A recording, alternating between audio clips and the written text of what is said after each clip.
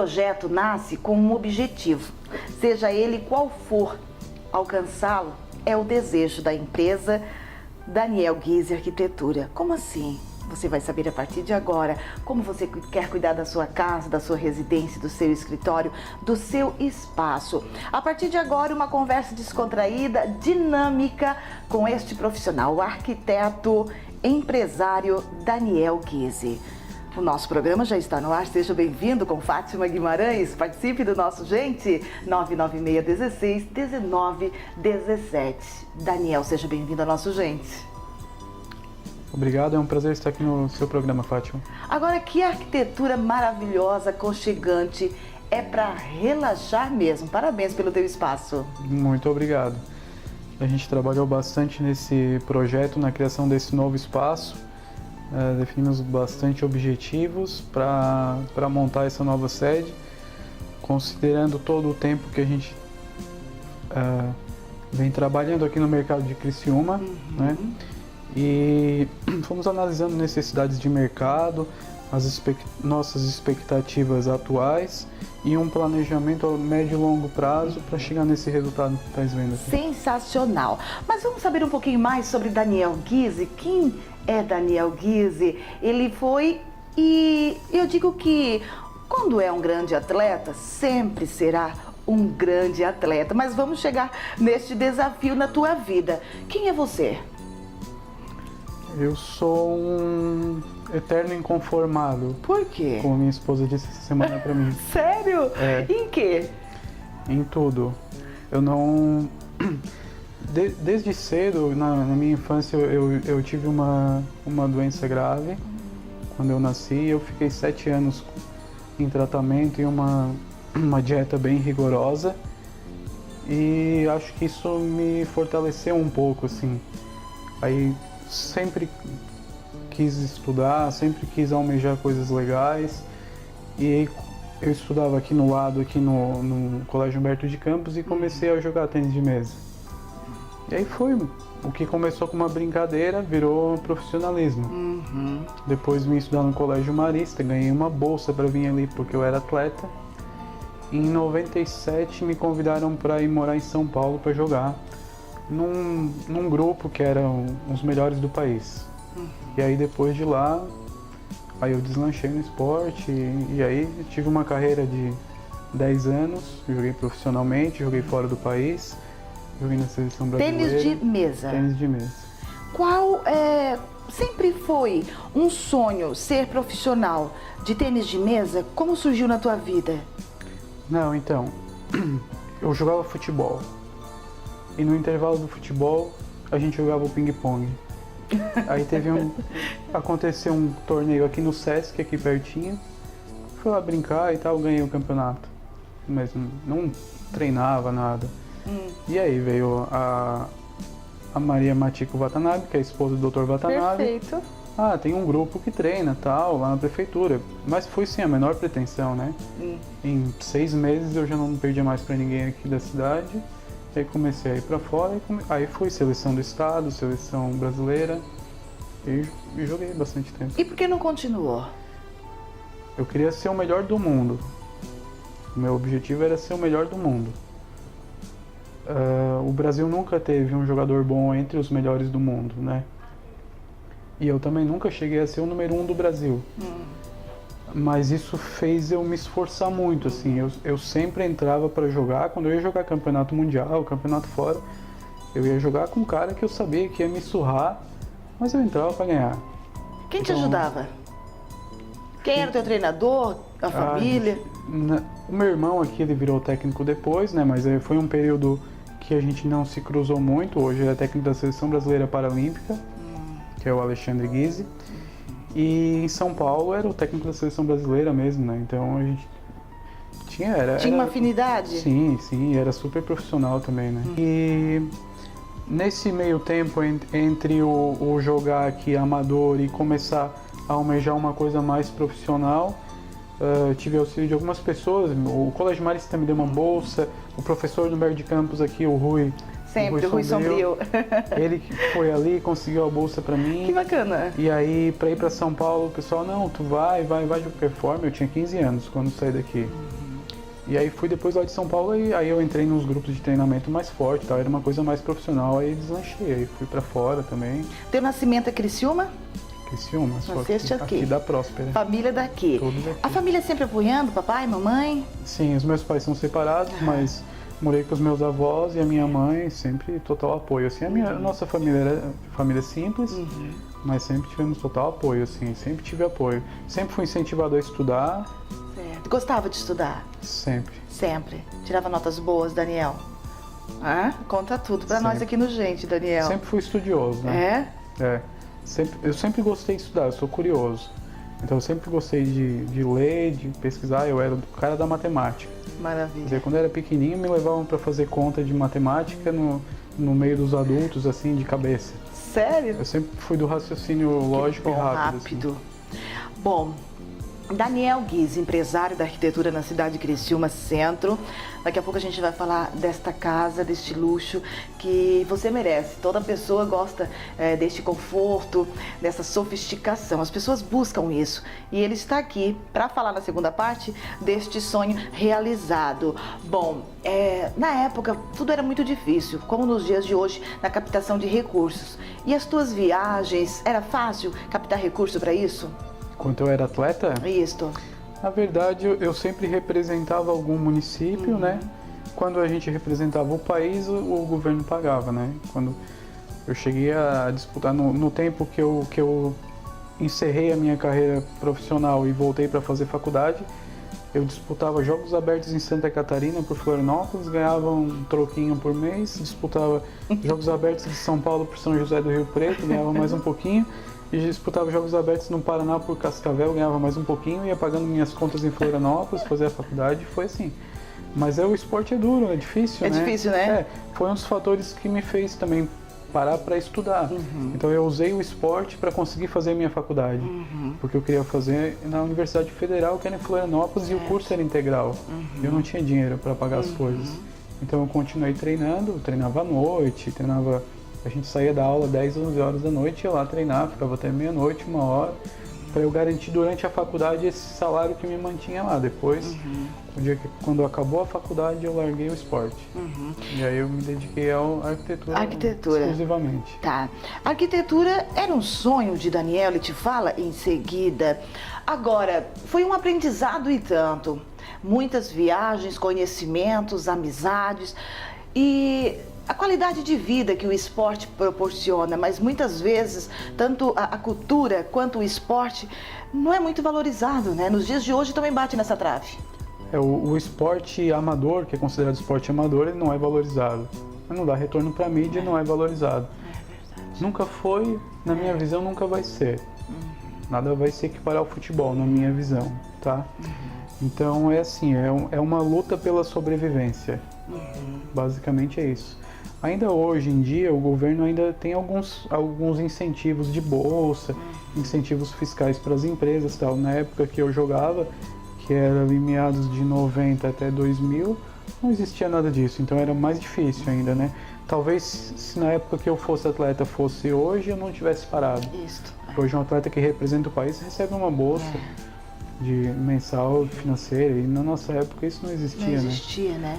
Mas também tem a contrapartida que quem consegue se manter num esporte de rendimento de alto nível, tu leva isso pra tua vida inteira, né? Porque é concentração, é determinação, é treinamento. Disciplina sempre, né? E é o que a gente usa no escritório hoje, né? E tu era um garoto, né?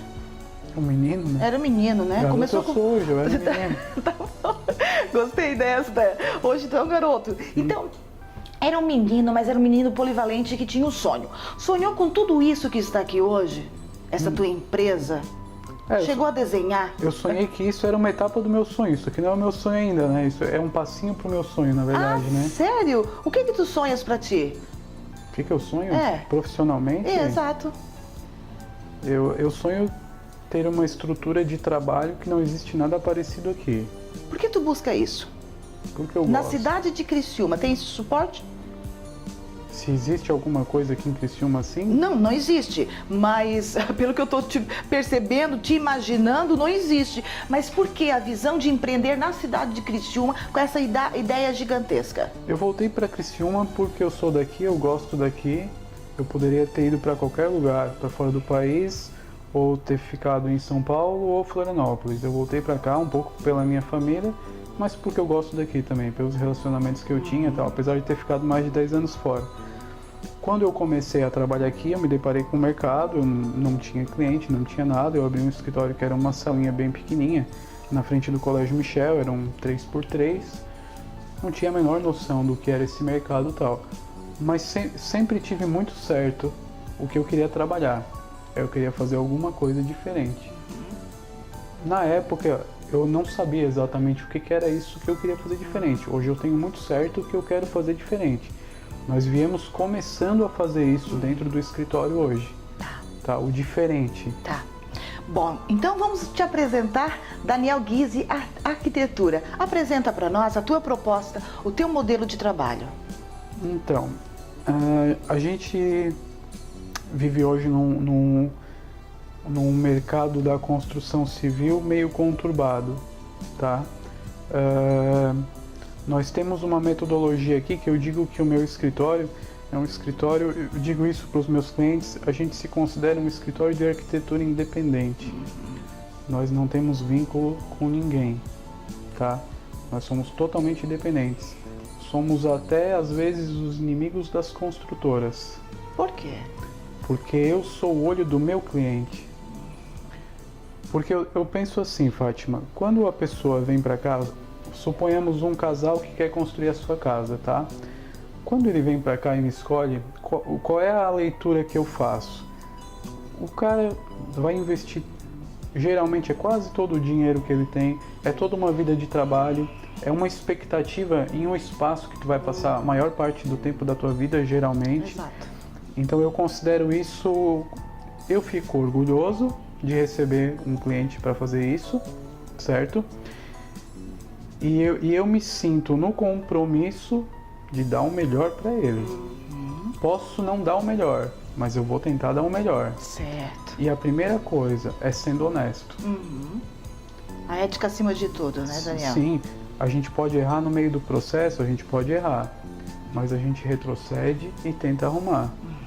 Mas eu olho no olho do cliente e eu falo, cara, a gente fica muito contente de te ter aqui com a gente e a gente vai contigo até o final. E a gente faz isso.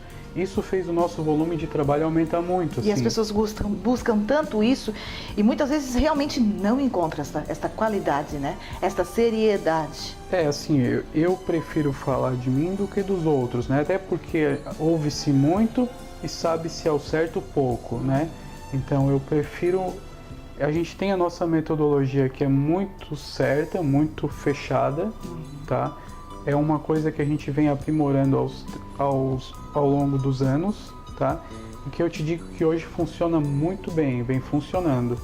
Mas não é o ideal ainda, a gente vem em processo evolutivo sempre, mas é uma busca que tem começado a dar um retorno muito legal, assim, tanto para nós quanto o feedback dos clientes. Perfeito. Tá? Fátima Guimarães, cara a cara com o empresário e o arquiteto Daniel Guise, um rápido intervalo. Daqui a pouco a gente retorna. De volta com o programa Gente, obrigada pela sua companhia. Sou Fátima Guimarães, sempre é uma alegria estar com você nesta sintonia. Eu estou com o empresário e arquiteto Daniel Guise, este espaço aconchegante, esta empresa que te recebe com tanto carinho e, claro, quer desenhar a sua casa, o seu espaço para toda uma vida, né? Porque quando tu quer planejar algo que você te organiza para tudo isso, existe um planejamento, é como o Daniel falou no primeiro bloco, é toda uma concentração de valores no que você vai investir e para jogar para o escanteio não vale a pena. Tem que investir e investir com sabedoria no que realmente vai te trazer qualidade de vida nos quatro cantos. Então, Daniel Guise, vamos falar então, para quem está nos assistindo, para você, o que é um bom design arquitetônico? É uma pergunta bem complexa e bem ampla para se responder, né? Nós somos adeptos hoje de uma arquitetura contemporânea, né? não uma arquitetura vanguardista, porque a gente ainda vive num local que a tecnologia é um pouco defasada. Exato. Mas a gente vive um momento muito contemporâneo, que para o leigo entender o que eu quero falar, confunde-se muito. Hoje se fala de, vamos fazer uma casa quadrada, vamos fazer não sei o que, tudo reto e tal. O conceito de uma arquitetura contemporânea não significa isso. Ele é muito mais profundo, ele tem muito mais variantes e condicionantes, tá? Certo. Eu considero que a arquitetura contemporânea hoje é uma realidade, tá? As suas premissas estão inseridas nos nossos projetos, desde a sua essência até a finalização do trabalho. Então, quando a gente projeta um espaço, a gente busca resultado. Certo. Né? Eu sempre falo para o meu cliente, a gente vincula uma edificação como uma máquina. Ela tem que dar resultado.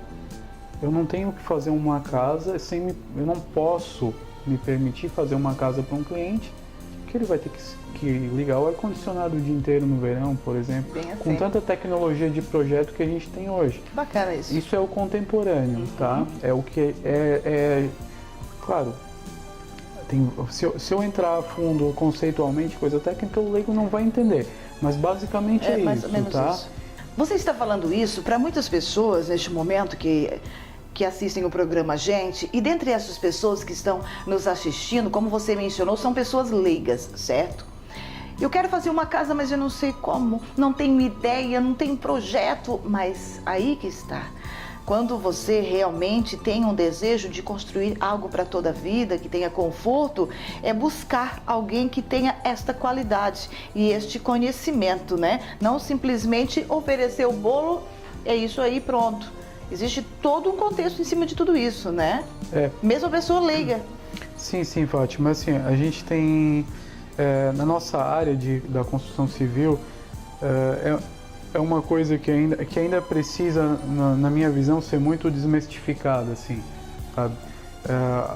Geralmente os clientes chegam para a gente começar o trabalho muito leigo, né? Eles não têm noção do valor que pode ter o nosso trabalho, não digo o valor financeiro, certo. O que pode realmente dar de resultado para ele. O investimento em um projeto, ele é ínfimo perto da obra. Agora, Daniel Ghisi, o nome de um edifício famoso que você não gosta nem um pouco? Pergunta ousada, dá para pensar? Pô, tem tantos que eu não gosto. E pode ser perto ou pode ser longe, tu escolhe. Não, perto eu não vou falar, assim. Mas, perto eu não vou falar. Mas assim, eu sou um apaixonado pela arquitetura moderna, tá? Pelo modernismo. O modernismo é uma vertente que foi muito forte no Brasil, tá? E hoje pela arquitetura contemporânea, tá? E por mais que alguns teóricos falem de todo o seu valor da arquitetura pós-moderna, não gosto. Eu não gosto daquele prédio, da estética pela estética. Então aqui em Criciúma eu listo 50, 100 para ti, e fora do Brasil eu listo vários. Assim, então não é só um, né? Da estética pela estética. Não trabalho isso. A estética obrigatoriamente tem que estar afinada. Perfeito. É o mínimo quando se contrata um arquiteto. Tá? Eu fazer pastiches e remeter a apelações estéticas para imitar alguma coisa tal, hoje eu não admito isso e na minha visão isso não é uma boa arquitetura. E ainda temos vertentes até aqui na nossa região, em todos os lugares, né? Não uma crítica para cá, é uma crítica geral da arquitetura, que ainda segue nessa linha pós-moderna, que foi essa quebra e uma volta a desenhos rebuscados, a uma busca mesmo pela estética. Tu compromete às vezes uma função pela estética e a gente considera que o ideal é casar os dois, né? Obrigada pela sua participação aqui no Gente. Eu que agradeço a participação, muito obrigado. Até mais. Até mais.